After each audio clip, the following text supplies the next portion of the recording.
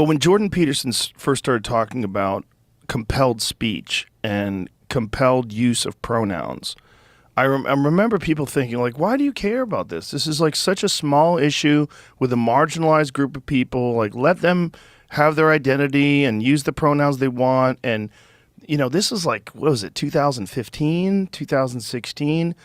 And I remember his warning, and I remember many other people like, this is going to spill over. Like this, if you can enforce this on a professor, and if you can enforce compelled speech, because Canada doesn't have the same free speech laws we do in America. Yeah. And if you can, like, where does it go? How are you compelling it? Well, it means through violence or through police or through the fear of being arrested, the fear of having your job taken away from you. Like, this is literally what happens when you use laws to compel people. Like, you have to have some sort of a punishment if they don't follow through, if they don't follow your orders. And this is what he was worrying about. And I remember at the time being like, I hope he's wrong. Like, I hope it doesn't get that big. But now here we are, 7 years later, yeah, and he was right.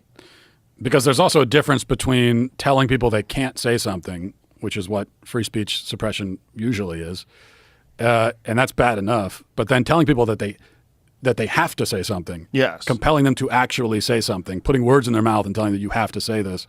And it's not you know, pronouns. It's not a small thing, because when you use the she for a he, you're not only being forced to say something, but you're being forced to affirm and acquiesce to a claim that you don't agree with. You're being forced to express a belief that's not yours. I mean, it's like it's not much different from, you know, a dictatorship forcing someone to profess belief in a religion. You know, it's forced conversion, basically, is what it is. Yeah. And once you allow that, it doesn't matter. Of course, it's going to start somewhere small. It's just pronouns. It always starts that way. But like I said, it's actually not small. Pronouns there's a reason why the left makes a big deal out of it. So anytime people on the right say, well, it's not a big deal, in response to the left making a big deal about something, well, they wouldn't be making a big deal about it if it wasn't a big deal. And the fact that they're choosing this hill to defend should tell you that there's something here worth fighting over. My kid was going to school with a girl who was a they, them. She decided she was a they, them. And she demanded that they talk in they, them way. Like, you had to use, when you were referring to her, as a plural. This girl wore makeup, dressed like a girl, just decided that she was a they, them, and would get angry if you misgendered her and not calling her a plural. Yeah. And what does that mean? So we have enough of a problem getting someone who identifies as a woman to tell us what a woman is, but right. What's a they? Yeah. What do you like? Describe to me the feelings of being a they. Describe. You know, can you describe that? What is that experience like? And anytime you ask someone to do that, it immediately descends into incoherence. And also, by the way, the actual gender neutral pronoun for an individual is it. It's not they. So it's interesting that. Well, nobody wants to be an it because it's dehumanizing. Offensive. Right. Yeah. They want to be a they. But yeah, if you're calling yourself non-binary, you have dehumanized yourself, because human beings exist in a sex binary, male and female. If you're rejecting that, you are rejecting your human identity. And so you've already dehumanized yourself. You are actually it. If it's true that you are not a male or female, then you are an it. We don't know what else to call you.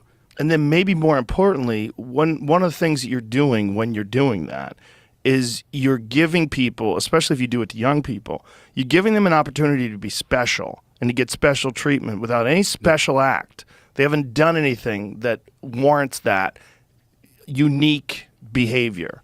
Yeah, I think that's a really important point. I think that's actually so much of this that and people don't notice it, but a lot of this is just standard narcissism. Yes. Especially you listen to these, you know, why is this so common among celebrities now? All the celebrities have trans kids and they're coming out as non-binary and whatever else.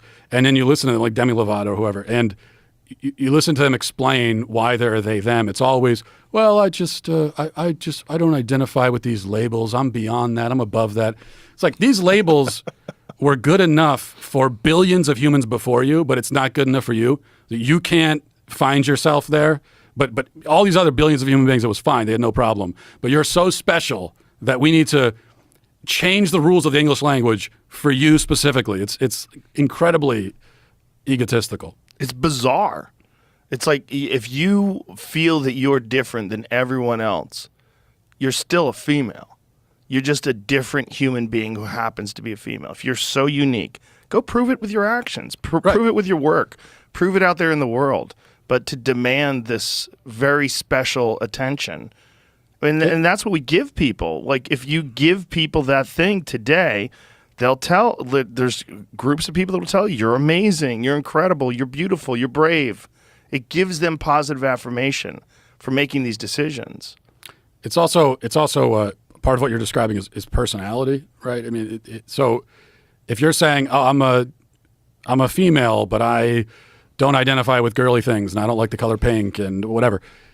Okay, that's your personality, and it's fine. There are many ways to be a woman. There are many ways to be a man. There's like almost infinite ways of doing it because each man and woman has their own personality, their own perspective of the world, and that's fine. So I think that what I'm expressing is more the kind of traditional idea is much more expansive because it allows you as a man to just be who you are. You're still a man, but be who you are. The idea now is that if you're a man, but you have interests or ideas that fall outside of the standard norm, now you lose your manhood. You're actually a woman. So they're actually reinforcing the gender binary while trying to destroy it at the same time, which is interesting. But I think most of what they're trying to describe is actually just personality. Yeah. And now we have this situation where you could have a person who has 5 different genders and 6 sexual orientations, but no personality because their personality has been subsumed by all of these labels. They've categorized and labeled and everything, and it's really strange. The art exhibit recently where the girls threw soup on the Van Gogh. You know about that story? Oh, yeah. They asked, someone was interviewing them. Oh, Patrick Bet-David was interviewing them and asked them, can I ask what your pronouns are? And she said she was he, she, they. He, she, and they. I go, so you're masculine, you're feminine, and you're plural. She's all of them. She's everything. She's basically like a Hindu god. It's like what are you? This is just laziness. At least choose one. It's just pompous nonsense. It's just, in that particular case, thinking that you're going to fucking cure climate change by throwing soup on a priceless painting and then gluing yourself to a wall. And also, what does it tell you that the person interviewing her knew that she definitely has different pronouns? Like, yeah, you just know sure. It comes with the package, which tells you that, again, that this is an ideological and political thing. It's not an actual identity. If you were one of those people that thought that there was a literal attack on the foundations of this country to try to destroy it from the youth up, what better way to do it than with social media reinforcing